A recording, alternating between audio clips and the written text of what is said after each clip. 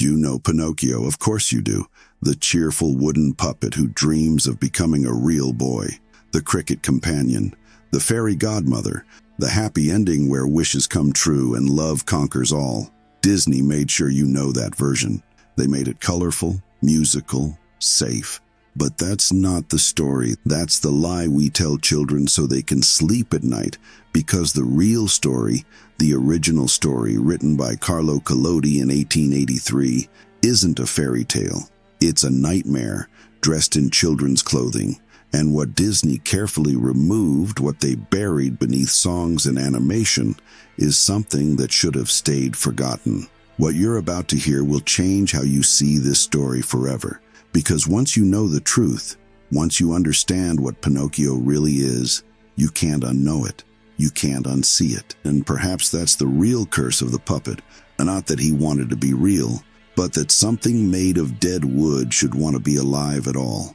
In 1883, Carlo Collodi published The Adventures of Pinocchio in Italian newspapers, not as a complete book, not as entertainment, but as serialized installments meant to teach children harsh lessons about obedience, morality, and consequence. Collodi wasn't writing for Disney. He was writing for a world where children died young, where poverty was grinding and real, where the streets of Florence and Venice were filled with orphans and beggars, and his Pinocchio reflected that world. The first thing you need to understand is this: Collodi's Pinocchio was meant to die. The original serialization ended with the puppet hanging from a tree, lynched by the animals he'd wronged, left to rot in the rain.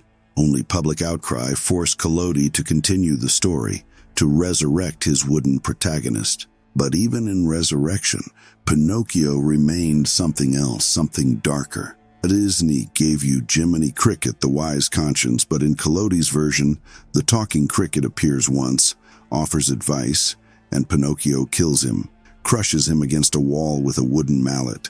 The cricket's ghost returns later, but that first act, that first moment of violence, sets the tone for everything that follows. This isn't a story about a puppet learning to be good. It's a story about something fundamentally wrong, trying to become something it was never meant to be. Because Collodi wasn't writing fantasy, he was writing nightmare. Imagine Geppetto's workshop, not the cozy, warm space Disney showed you, but a real woodworker's shop in 19th century Italy. Dark, cold, filled with tools designed to cut, to carve, to shape dead wood into useful objects. Geppetto is alone, has been alone for years, an old man whose hands know only wood, whose life is spent creating things that will never love him back, never speak, never fill the silence of his empty house. And then he carves Pinocchio. But think about what that means. Really think about it. He takes a block of wood, dead for who knows how long, and shapes it into the form of a child. Arms, legs, a face with painted eyes and a carved mouth. He dresses it in paper clothes and names it, this thing that should remain forever still. Except it doesn't remain still. The moment Geppetto finishes carving the mouth, it laughs at him. Before the puppet is even complete, it mocks its creator. And when Geppetto carves the legs, Pinocchio kicks him, runs away, abandons the old man who gave him form. Disney doesn't show you that. Disney gives you a grateful puppet, eager to please, learning to be good. But Collodi's Pinocchio is born cruel, born wrong, a creature of wood that moves and speaks and laughs, but has no soul, no conscience, no understanding of what it means to be alive. It exists in a space between life and death, neither fully one nor the other. And that wrongness, that fundamental impossibility of its existence, manifests immediately. The first creature Pinocchio encounters outside Geppetto's workshop is the talking cricket, an insect who lives in the walls, who speaks wisdom, who tries to warn the puppet about the consequences of disobedience. Pinocchio's response: he throws a mallet and kills it. Not accidentally, not in self-defense, but in rage, because the cricket dared to tell him what to do. The creature barely alive for hours, and already it understands violence. Already it chooses cruelty. The cricket's ghost appears later in the story, offering advice from beyond death. But that first act of murder colors everything that follows. Because what kind of being kills within its first day of existence? What kind of creature made of wood knows instinctively how to destroy life? Something is broken in Pinocchio from the moment of creation. Some fundamental wrongness that can't be fixed, can't be smoothed away. The wood remembers what it was, and it resents being forced into this new shape, this new existence. Geppetto notices. How could he not? The puppet he created with such care, such hope, rejects him immediately, runs from him, and when Pinocchio is eventually caught and returned, there's no tearful reunion, just a wooden thing that knows how to manipulate, how to lie, how to pretend affection while feeling nothing. Because that's what Pinocchio is, a masterful liar. The nose that grows when he lies isn't punishment, it's symptom, physical manifestation of the fundamental dishonesty of his existence.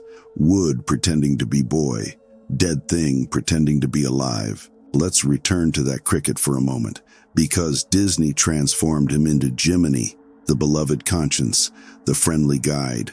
But that's not who the talking cricket was. In Collodi's story, the cricket is ancient, has lived in Geppetto's wall for over 100 years, has seen generations come and go, has witnessed all the small tragedies of human life. And when this impossible wooden puppet appears, the cricket recognizes it for what it is, an abomination. The cricket doesn't offer friendship, it offers warning. It tells Pinocchio that children who disobey their parents come to bad ends, that rebellion leads to ruin, that the path Pinocchio is choosing leads only to suffering. And Pinocchio, barely hours old, understands enough to hate this truth, to reject it so violently that he commits his first murder.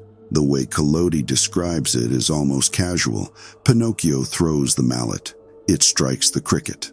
The insect gives a final cry, and then there is silence. No dramatic death scene, no last words of wisdom, just silence where there was once a voice. And Pinocchio feels nothing. That's the crucial detail. No remorse, no horror at what he's done. He simply continues with his plans, stepping over the small corpse as if it were nothing more than debris. Later, when the ghost returns, it serves as reminder of that first violence, a conscience that Pinocchio murdered but couldn't silence, because guilt has a way of returning. But even the ghost's advice is largely ignored. Pinocchio learns to pretend to listen, learns to say what others want to hear, but he doesn't change. Can't change. Because what's broken in him goes deeper than behavior. It's in the wood itself, in the fundamental impossibility of what he is. Think about it from another angle. What does it mean for a puppet to have consciousness? To be aware? Wood doesn't think. Wood doesn't feel. Wood exists to be used, to be shaped, to serve human purposes. But Pinocchio is wood that knows it's wood, that feels the grain of its own being, the joints where it articulates, the painted surface of its face. Imagine being trapped in a body that shouldn't be able to contain you. Imagine being aware, but unable to feel, to taste, to experience the world the way living things do. Imagine the rage that would create, the desperate hunger for something more, something real. That's what drives Pinocchio, not innocent dreams of childhood, but desperate, consuming need to escape what he is, to become something, anything other than wood. And that desperation makes him dangerous. Now we come to the part that truly disturbs, the nature of Pinocchio's body itself. He's made of wood, pine wood, according to Collodi, but he moves like a living child, walks, runs, gestures with hands that should be rigid, immobile.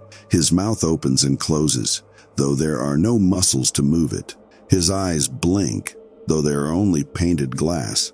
Every movement is impossible. Every gesture defies nature. And Pinocchio is aware of this, has to be. When he falls, does he feel pain, or just the impact of wood striking stone? When he's hungry, is it real hunger, or just an echo of what hunger should feel like?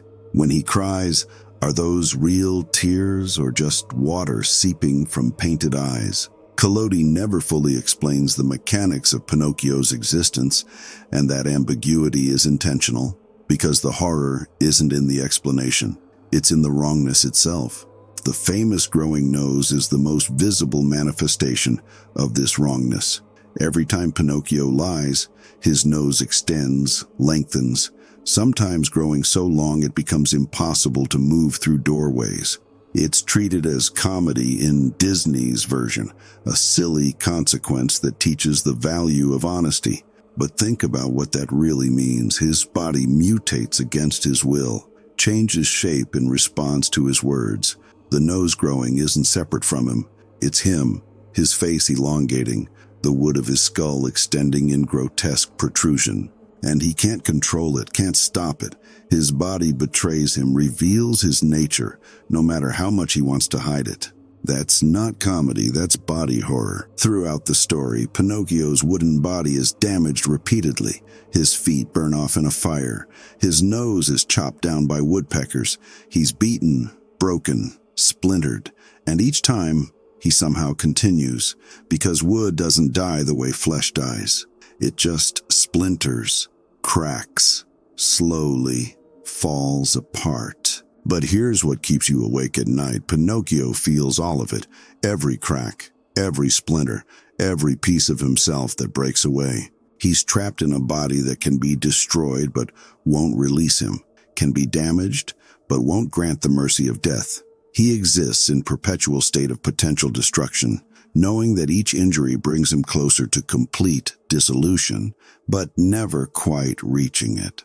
The joints where his limbs connect must creak and groan with every movement. The painted surface of his skin must chip and flake.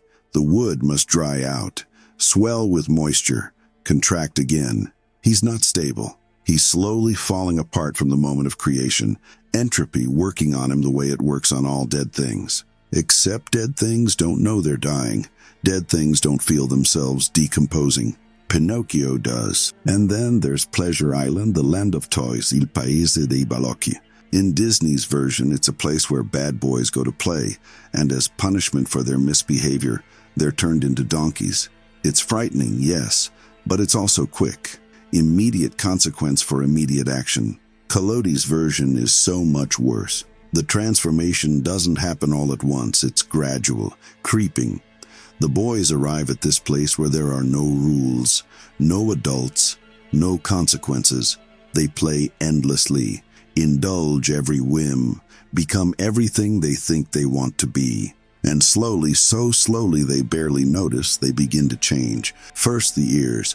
A boy reaches up to scratch his head and feels something wrong, something soft and long where his human ears should be. He laughs it off, a trick of imagination. But the ears keep growing, lengthening, becoming unmistakably animal. Then the hands, fingers that seem harder somehow, nails that thicken, darken, curve into something that might be hooves, voice that starts to crack and bray, face that elongates, jaw that pushes forward into a muzzle. And through it all, the mind remains human, trapped, aware. Imagine knowing you're transforming, feeling your body rebel against your will, reshape itself into something else. You try to speak, but only braying comes out. You try to use your hands, but they're hooves now.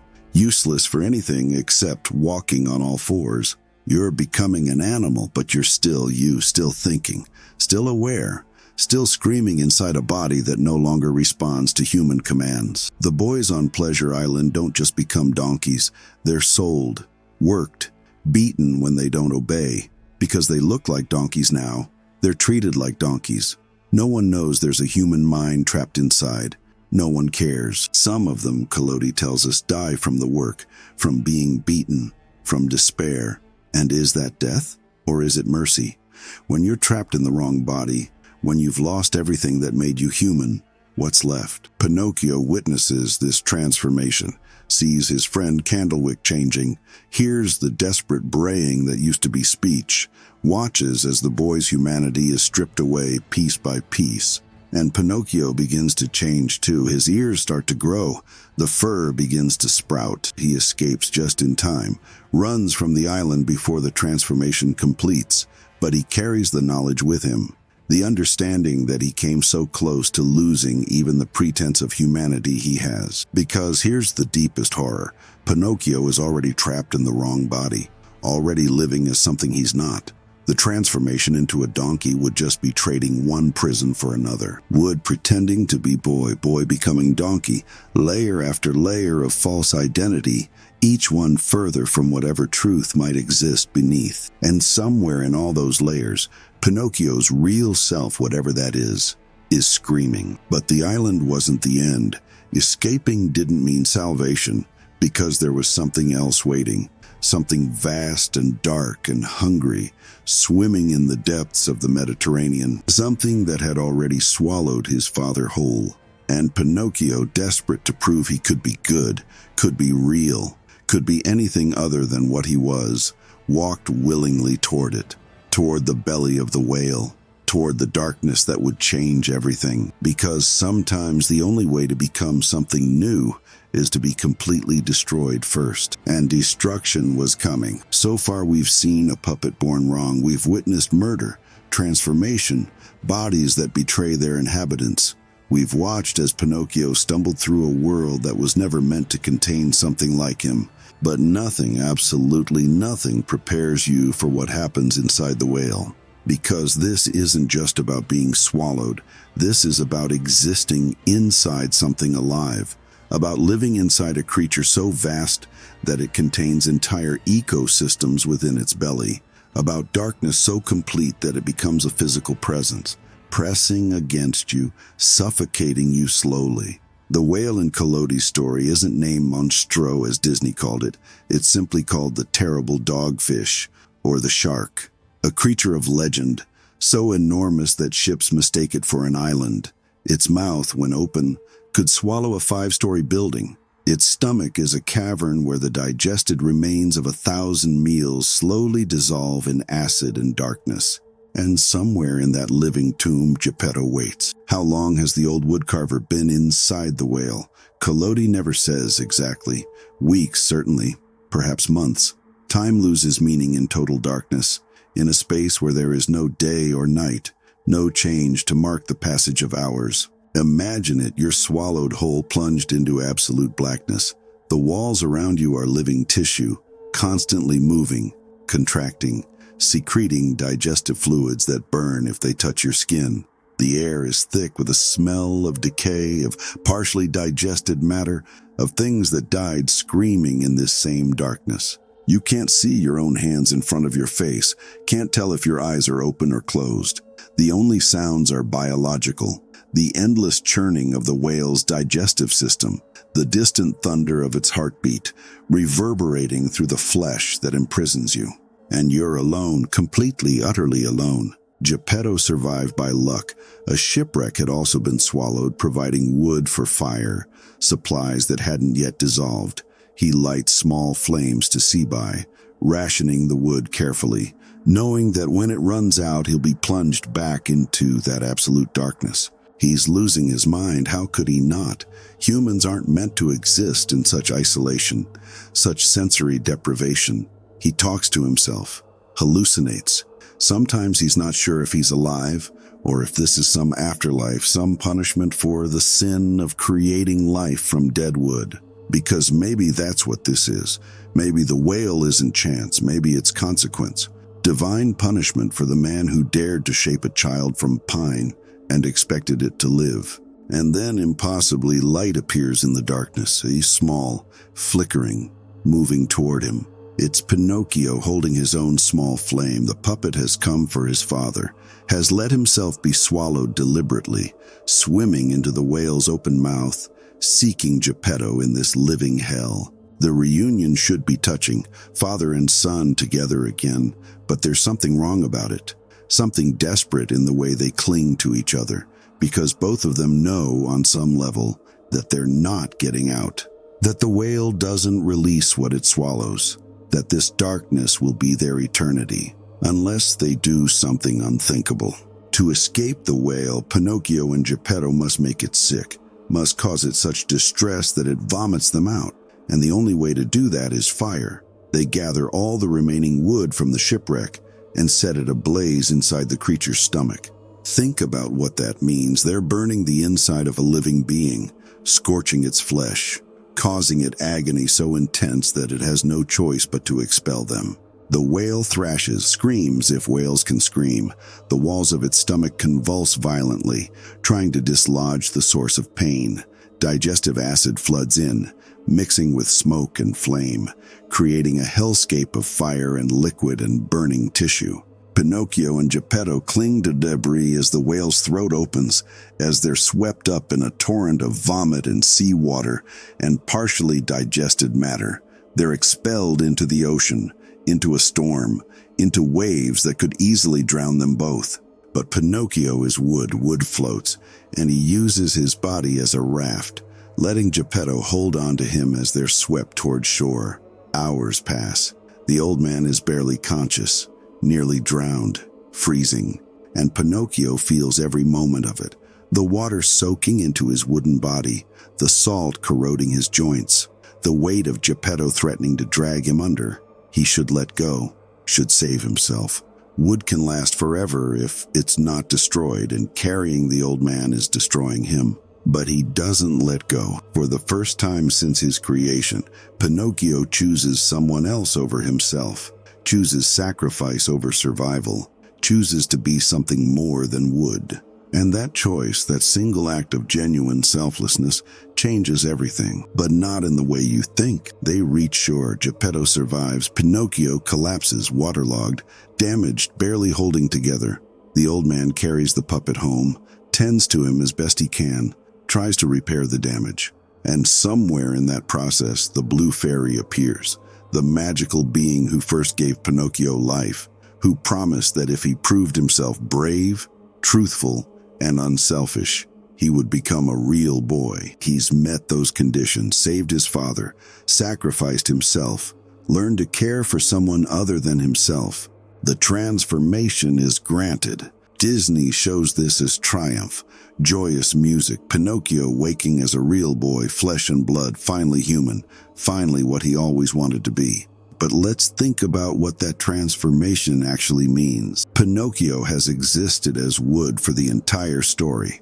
Wood is his natural state, the only existence he truly knows. Wood doesn't age, doesn't decay, not quickly, can last for centuries if protected. Wood is, in its own way, immortal. And now that immortality is stripped away, his wooden body, the body he's learned to navigate despite its strangeness, begins to change. The grain disappears. The joints that articulated smoothly become flesh and bone and tendon. The painted surface becomes skin, soft and vulnerable. And for the first time, Pinocchio feels real pain. Not the dull awareness of damage he felt as wood, but genuine nerve-ending, burning, overwhelming pain, because flesh has pain receptors. Flesh suffers in ways wood never could. He feels cold, real cold, the kind that seeps into bones and makes you shiver uncontrollably. And heat, and hunger, that's no longer abstract, but a gnawing emptiness in a stomach that never existed before. He feels his heart beating, this organ that suddenly exists inside him, pumping blood he's never had, creating pressure and rhythm and the constant awareness of his own mortality. Because real boys die. Wood can be burned, can be broken, but it doesn't die the way flesh dies.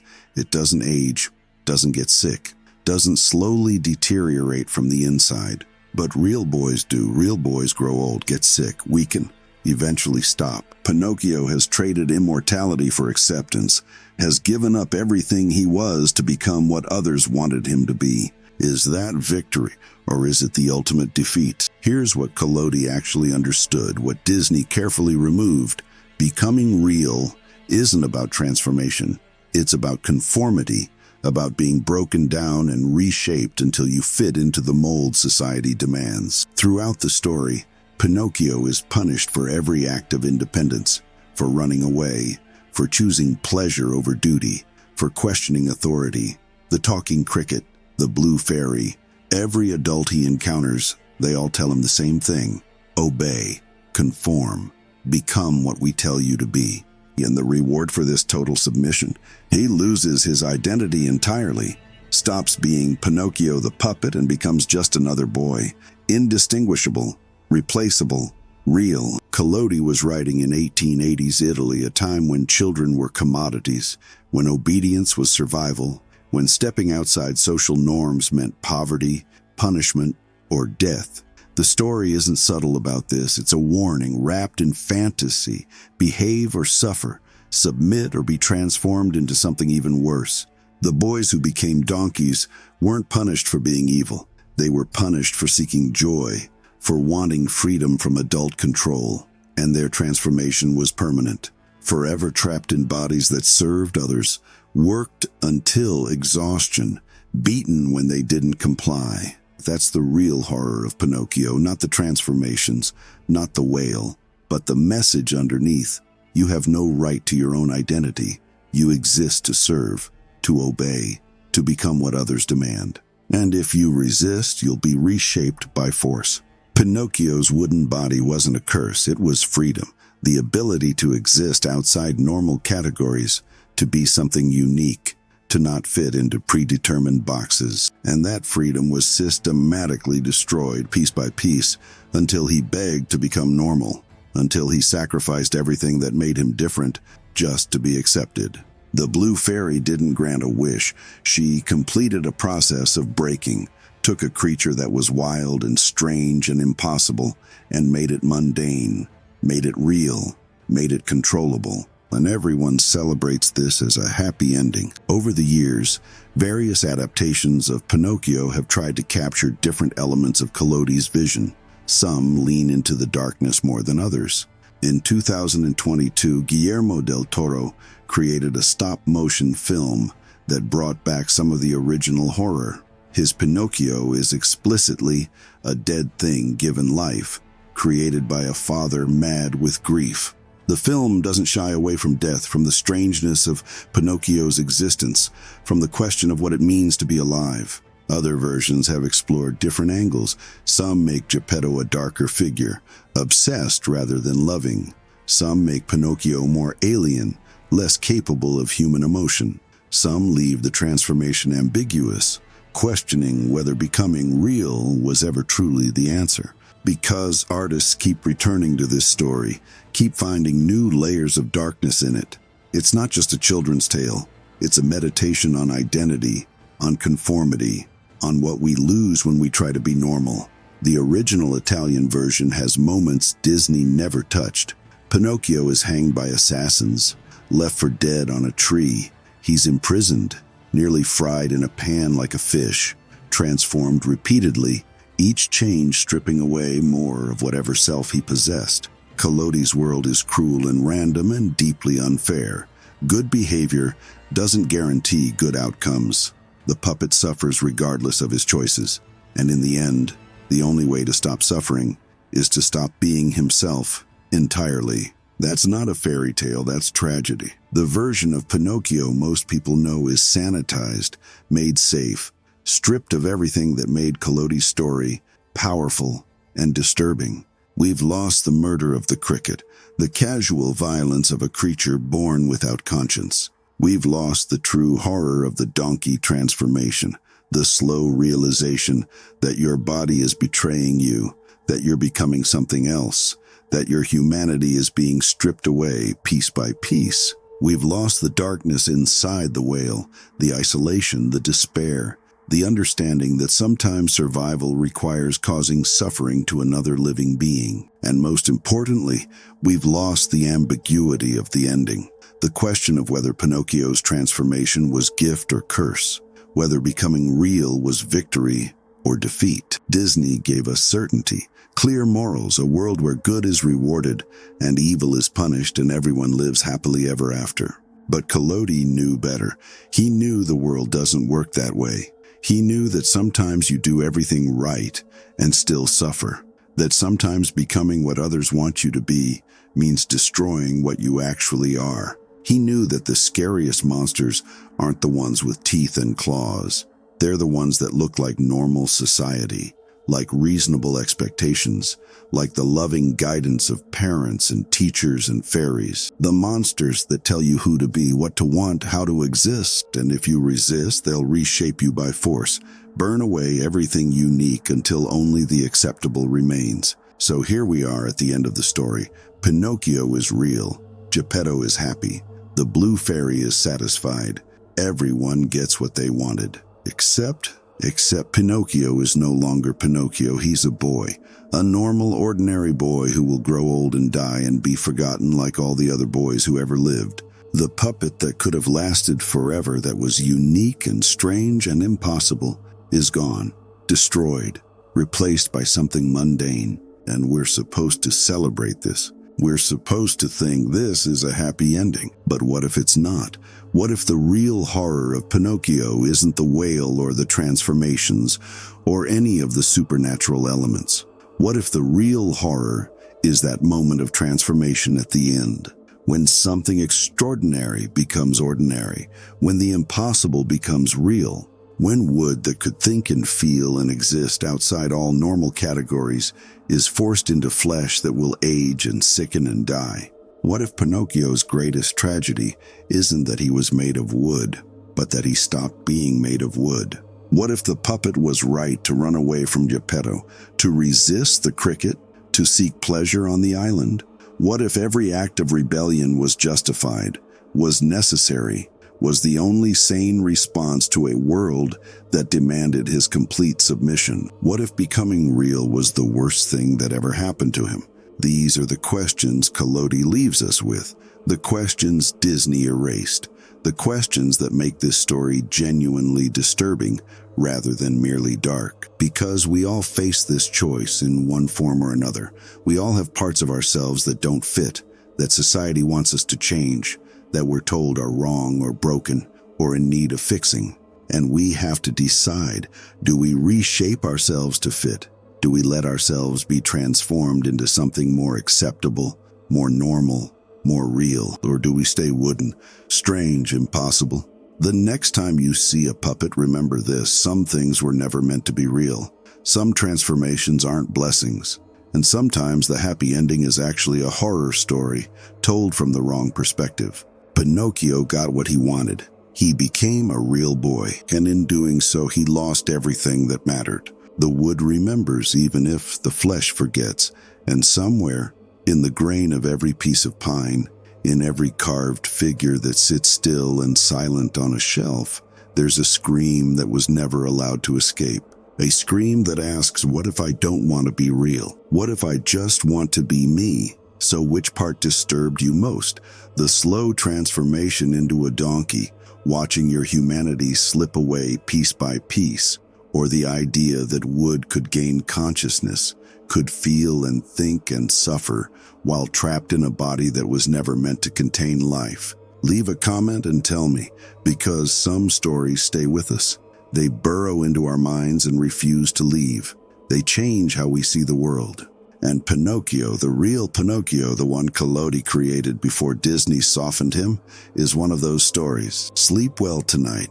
And if you hear wood creaking in your house, if you see a puppet that seems to watch you with eyes that shouldn't be able to see, remember what you learned here. Some things that seem like fairy tales are actually nightmares, and some puppets should have stayed wooden.